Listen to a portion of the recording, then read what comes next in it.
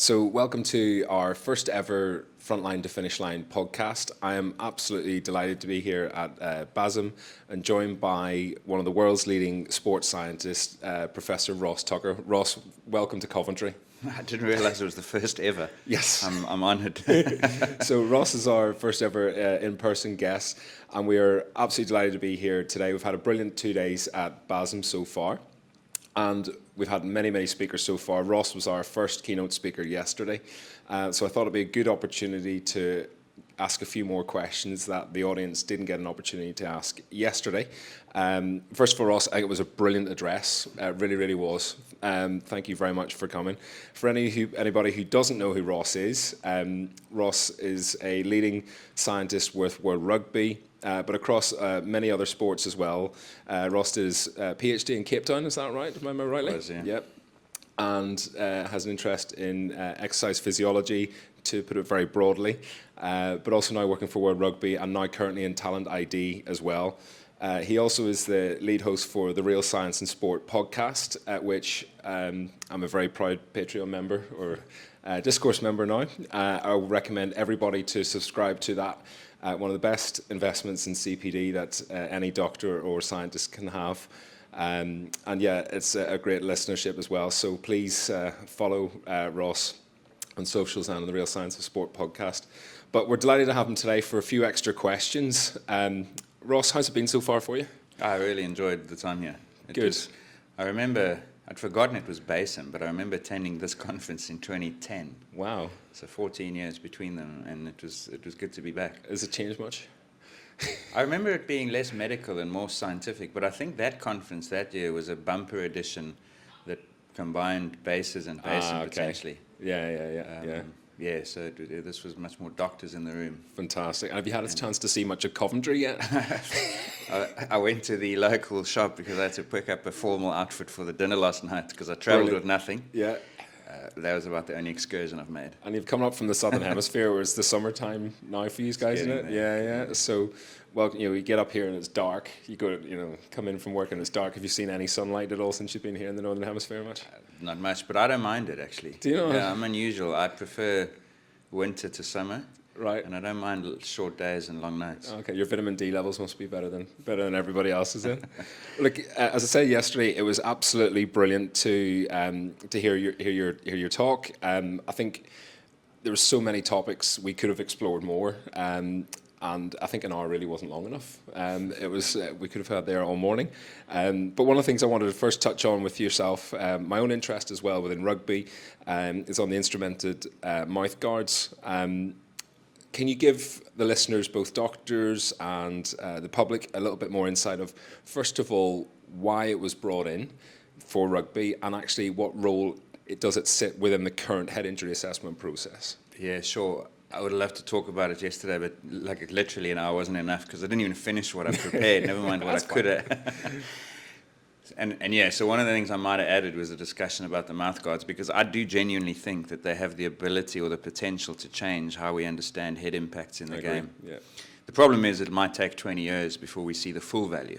Okay. That's not to say we have to wait 20 years to see any value, but the full value might be realized only when a player who's currently 29 is 50 and can look back at their data. Because what we're now measuring with this mouthguard, it's got if you don't know, it's the normal mouthguard with a tiny little accelerometer in it that measures the head's rotation and the linear acceleration.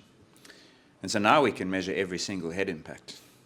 Before that, we knew they were happening, but short of watching every player in every contact, you didn't know when there was a head acceleration event.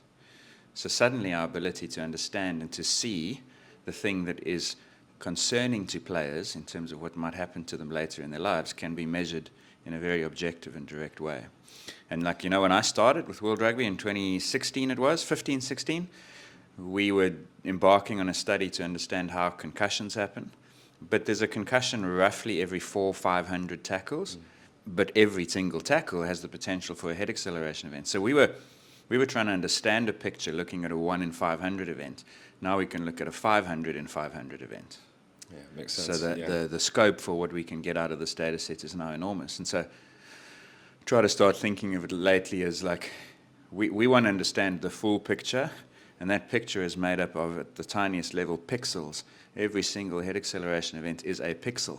Some of them are more important than others. Some of them cause a concussion. Player is knocked out. There's a clinical case. But most of them don't, by a lot. But now they still matter. And so that's what the mouthguards, I think, is going to give us. And so, okay, that's a preamble. Where they now fit in the head injury assessment process is they give us the ability to identify when a player has experienced a very significant head acceleration. They do not necessarily tell us if that's a concussion. So the diagnosis is always going to be up to you guys and women as doctors. But now we can say, the mouthguard has alerted us that you've had a head acceleration.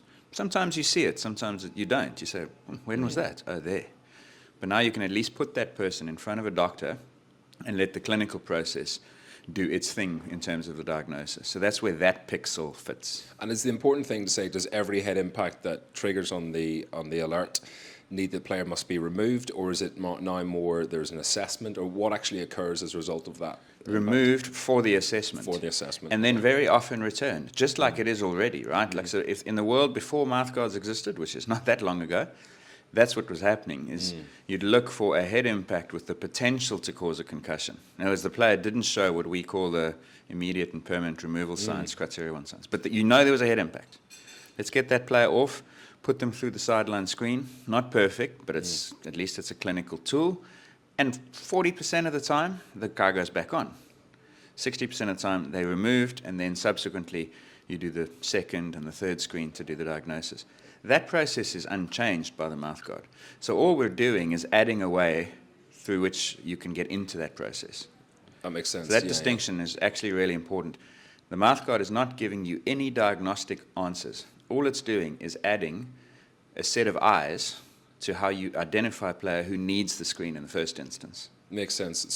So that diagnostic, as you say on its own, it's not a diagnostic tool on its own by any means, but it's an extra toolkit that the medical staff or the people around the athletes have to alert to these players. Exactly. And you're saying right now it's not a perfect sequence of event. We've all heard, in the media where coaches not being happy about it, et cetera, et cetera. But where do you think this is going to be in the short term, so the short to medium term for now, and then the long term? Are we going to get more specific range that we're measuring the accelerations at? Do we change the range, or is it where we are now is pretty much set? So it'll never be set forever.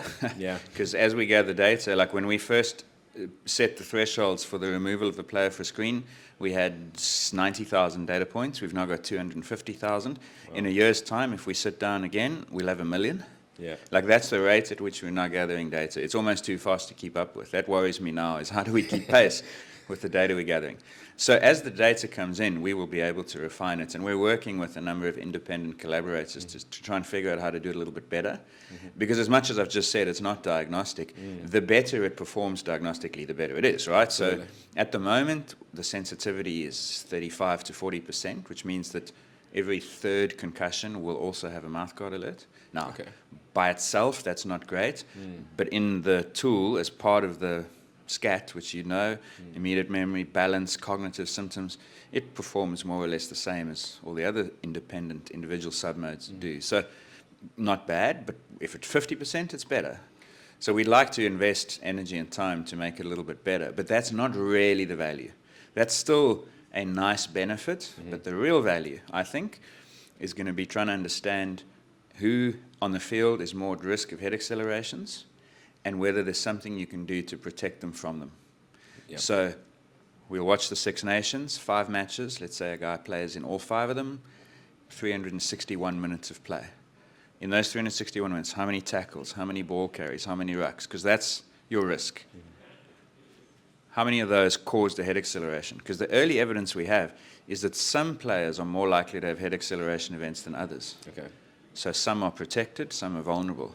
And the ability to figure out who's protected and who's vulnerable is going to inform, I think, individual management of players. Well, that kind of leads on to my next question is there a difference between men and women's thresholds? Are we setting on differently at the minute? At the moment, they're different because in all the data, the incidence or the number of head acceleration events in women is considerably lower than in men, which is also really interesting. Yeah, well, do we know why? No, and that's one. There's a handful of paradoxes that we've already discovered, and I think over the next 5 years, I'd love to answer those. But one of those is we know that the concussion rates are similar in men and women. Yeah. But in women, the head acceleration numbers are much lower, not 5%, like 30% lower than in men. Right. So what that means is that women are getting the clinical outcome, the concussion, despite fewer head acceleration events, which implies that there's some susceptibility to concussion in women that doesn't exist in men. Why? That's because, there's this theory, you've heard it probably, that women's necks and shoulders are not quite as strong, and so they have bigger head accelerations. That would suggest that they'd have more head acceleration events, yeah. but that's not what we're finding. So so that could puncture the theory, which is great because it's progress. Yeah, that's what you want to find out Exactly. answers that you don't know. The other one that's really interesting, incidentally, is we know that tacklers have almost 3 times the concussion risk compared to a ball carrier. It's about 2.5, 2.6-fold higher. So I tackle you, my concussion risk is higher. Head acceleration, your risk is higher. So how is the tackler getting more concussions despite having a slightly lower head acceleration? It's another paradox. So if we can understand those, then maybe we start to identify potential solutions. Wow, I mean, you've just touched on, there's at least 2 PhDs to answer those questions, I'm sure. 5 full-time jobs. Yeah. Yeah. And I think, but it's great to see, and particularly for women's rugby as well, see how it's now being individualised, and they're not just being treated as small men, and that their own research is driving their own clinical standards. Right. I say it's really, really good to hear. And also just one other thing, like with women's rugby, we know, for instance, that a lot of women come to rugby later than men. Certainly, I think the case here where we are in the UK and South Africa, it's the case. Like most women are not playing until 17, 18. Men, boys are playing at 6, 7, 8. Yeah. So their training age is a decade older. And that might have implications for how they control and move their heads. And is that part of the susceptibility picture? And then you can design interventions, tackle technique training, neck strengthening in women, and see what it does to head accelerations. Interesting. Concussions were rare, and so you could design those programs, but you were going to look for the 1 in 500. Again, now you look for the 500 and 500, and you'll get your answers much faster than you used to get. So that leads on to, I suppose, my next question. We've talked about how the process and research is behind concussions being individualised now, particularly in men and women's sport, the tools and the technology we've got in place. What is the future, do you think, of the HIA process in 10 years from now? Is it going to look completely different to what it does now? Or, if we look back 10 years ago from when it first was brought in, it has changed quite significantly. What will you think it'll be in 10 years? Yeah, it's evolving, but it's never going to be a revolution. It's always an evolution, you know? Yeah. Because you're the clinician, not me, but you know that always the best thing is going to be what the patient tells you. Yeah. And so there has to be this subjective component. Doc, my ears are ringing, I'm sensitive to light. The words on my computer screen are moving around when I look at it. So those symptom-led diagnostic abilities are still going to be there. But we really do need to move towards more objective diagnosis, because at the moment, we mentioned that each individual part of that process doesn't have the best sensitivity. And there's no doubt that players learn, and they cheat is a strong word, but that's what it is. Like, they know how to pass the test even when they might be concussed. So the problem is that the tool right now is probably not getting all the concussions, and that's what you need it to do. So that's why you look at things, and we've done 3 different trials in the last 2 years on eye tracking technology. None of them have really paid off at the level you need them to. But there might be one in the future. Better balance assessments than stand and let's look for sway. Neurocognitive functions at the time of the injury and also afterwards might start to reveal something. But then the big one that there's been quite a lot of investment in is salivary mRNAs and scanning. The cost of which sometimes is prohibitive, but that's if you're talking future thinking, that's probably where it's going to end up going. And where is biomarkers at the moment? Like, what is the field of play at the minute with biomarkers? Are we any closer, or? We're closer, but too slowly to be excited about, right. I think. I mean, the people who are involved in them are. But Paddy O'Halloran, a good friend of mine. But you know, the problem with them is, and this is the trade-off that makes these things so complex but also fascinating, is you could almost certainly do something and add it to the current process that would catch more concussions, but you'll also catch non-concussions. And there's always that trade-off. Like, at the moment, we're missing cases. We could get them, but then we're going to add potentially a lot more that aren't cases. And then players and the coaches would reject it. Yeah. Because they will say, now you're excessively interfering. We want you to pick up who's concussed, but we don't want one concussion. It's like the old thing. It's like, is it better for one guilty person to go free or 99 to go free than one innocent person to go to jail? That's like, how many false positives, forced rest periods will you accept before the doctors, the coaches, and the players say, we don't trust this anymore? Yeah. No, I think Sharon Sharon Flahay was talking yesterday about player education, and for me, that's where, I think we can still make a lot of ground for us as clinicians. If we can get our players better educated to self-report these things, I know players don't want to, and that's not their prerogative to do. They don't feel like they have to, but I think the players are aware of the consequences of playing with concussion or the long-term consequences. The more education we can get. And I have had players come up to me before going, something happened 5 minutes ago, don't know what it was, I don't feel right. It makes my job I'm almost redundant there, because they've self-reported, and that's brilliant to hear that guys doing that. But like you say, we need more tools and accurate tools. But and you have to respect that you want them to do that, which means when they do it, you have to be careful about what that means for them. Absolutely. And that's where the sport has come under criticism for allowing players to potentially return within a week or 2 weeks of a concussion. And there are people who say you should have a month stand down. I guarantee you that if you make a player sit out for 1 month, fewer of them would be honest to you about their symptoms. Absolutely. And so then you see there's a trade-off. You either have, you're going to have to choose between the risk of returning a player a little bit earlier than you maybe ideally want to, or the risk of never knowing they were concussed in the first place, which is worse. Yeah, the lesser of the evils, isn't it? Exactly. So that's where this environment is so complex. And there's a few other examples like that where you could fix something in theory and just create an altogether new problem.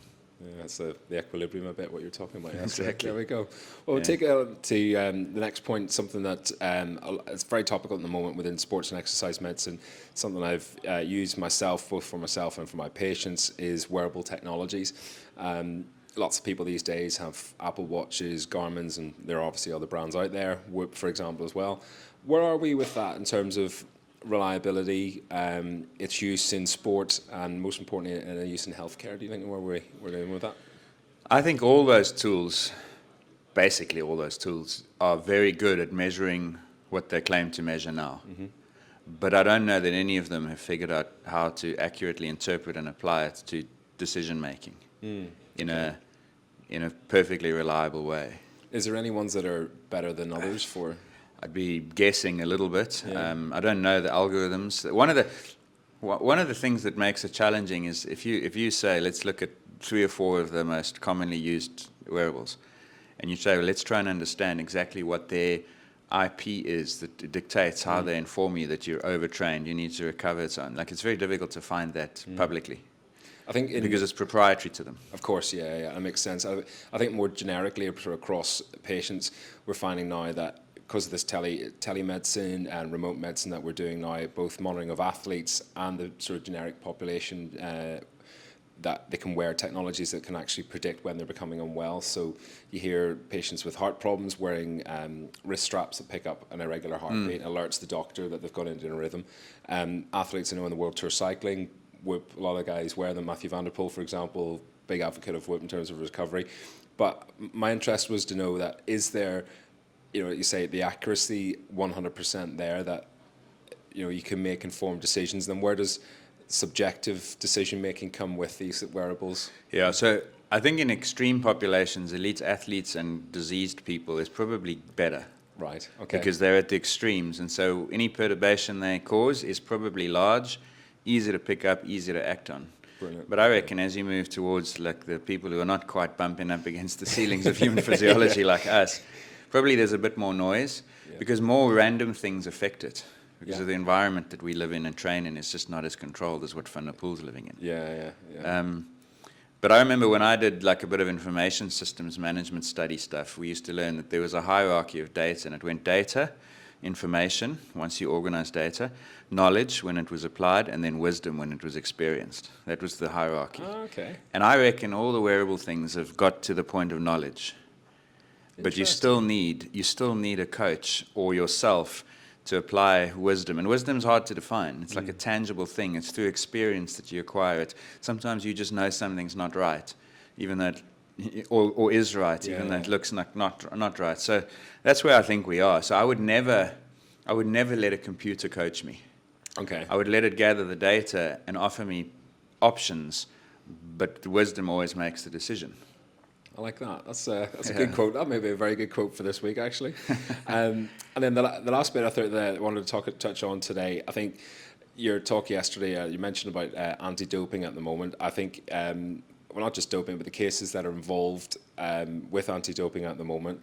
And for us as doctors in sports and exercise medicine, I don't think it gets enough credence. I think there isn't enough emphasis within some of the training that we get and our day-to-day practice. It's sort of just assumed knowledge that, sort of tick along and do things.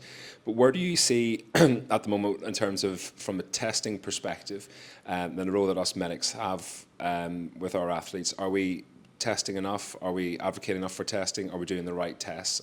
Let's take team sports, football, rugby, and then endurance sports separately. Testing as in anti-doping testing for banned substance. Yeah. But it's never going to be enough. Right. You could always do more. If you could test every athlete 3 times a week, it would be better than where we are now, obviously. Okay. But it would be absurd. Yeah.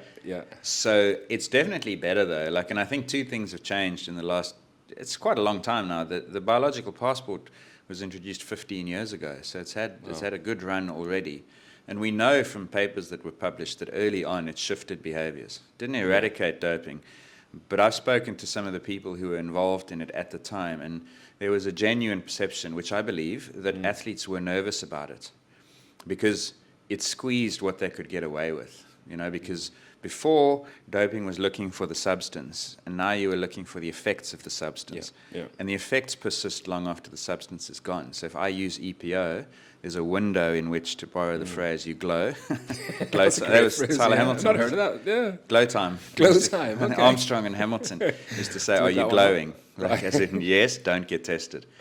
But that glow time ended, and then the effect of the drug still persisted. So you were only vulnerable for quite a short time. Now you were vulnerable for a longer time. Interesting. And so all of a sudden you had to be much more careful. It would potentially be more expensive. It would constrain the extent to which you could dope, and that makes the playing field more level, if not entirely level. Right? So So that was an evolution.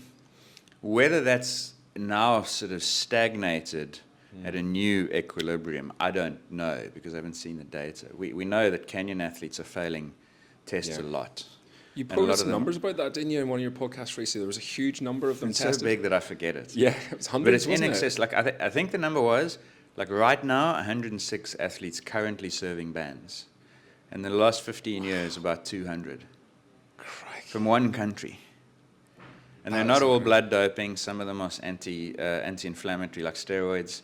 Some of them are testosterone and other anabolic steroids. So it's a mixture of things that's happening in Kenya. And where do they get it from? Well, that's the million-dollar question. Yeah. So that's actually another element of anti-doping, is the ability of anti-doping to squeeze the supply chain.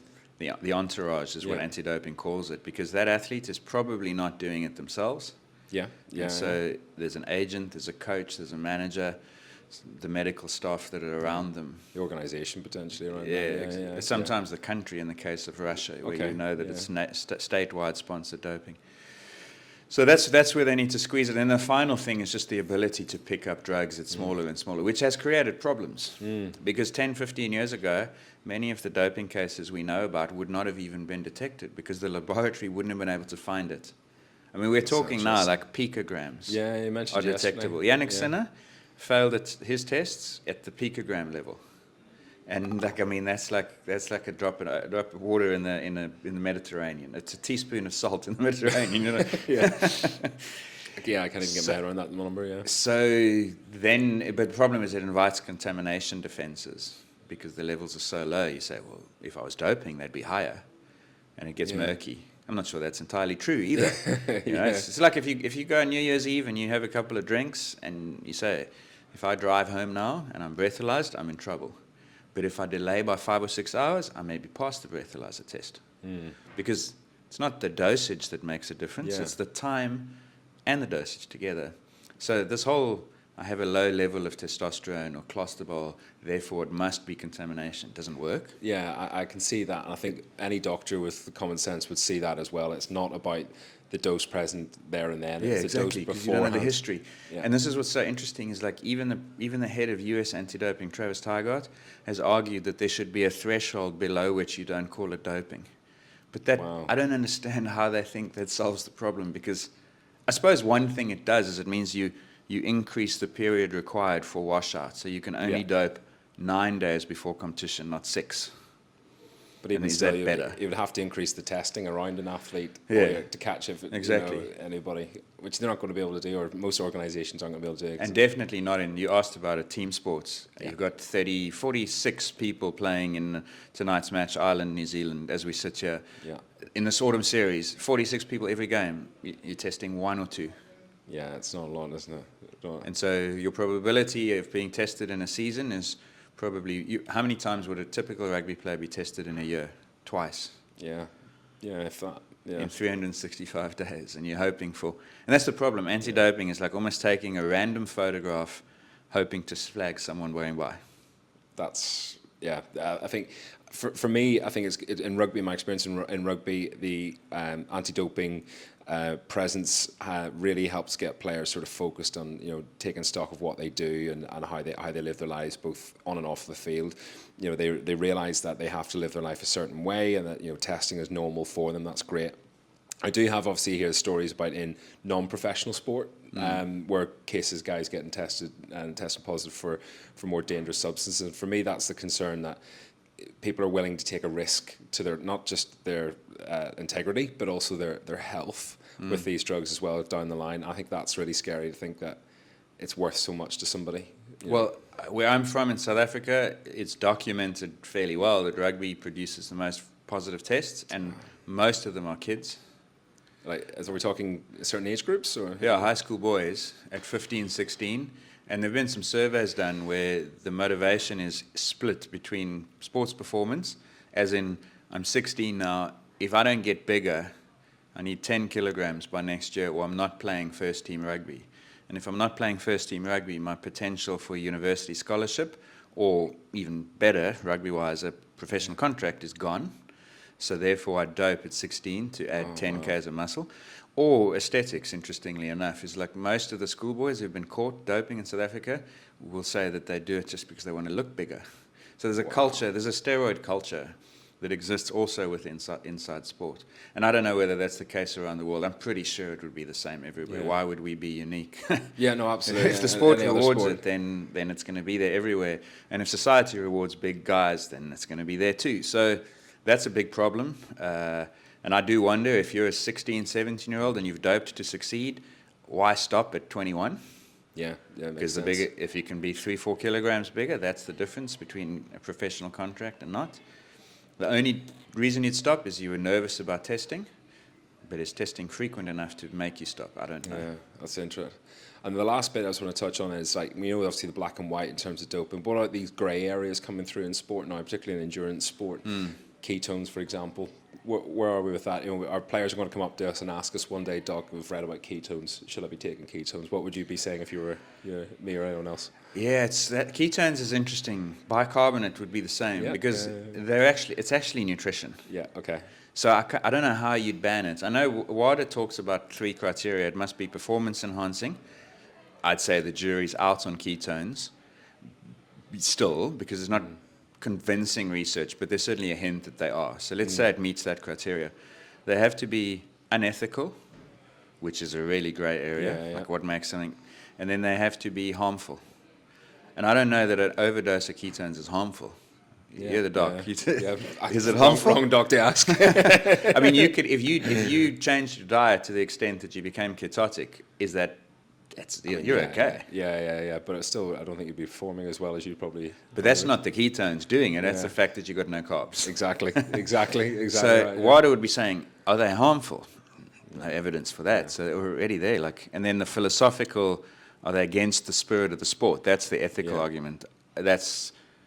You survey 100 people, you'll have 51-49 split, And I think it's the same for bicarb, it's the same for many things, whereas testosterone, EPO, and then I think you can make a case, harm and unethical, But maybe not. Maybe a philosopher sitting in this chair would be able to persuade you that actually EPO is the same as ketones. Carbon monoxide inhalation, that's been topical at the moment in the news. I read that recently in the news. Well, it can kill you. Yeah. So you've got to say it's harmful, right? Absolutely. Is it performance enhancing?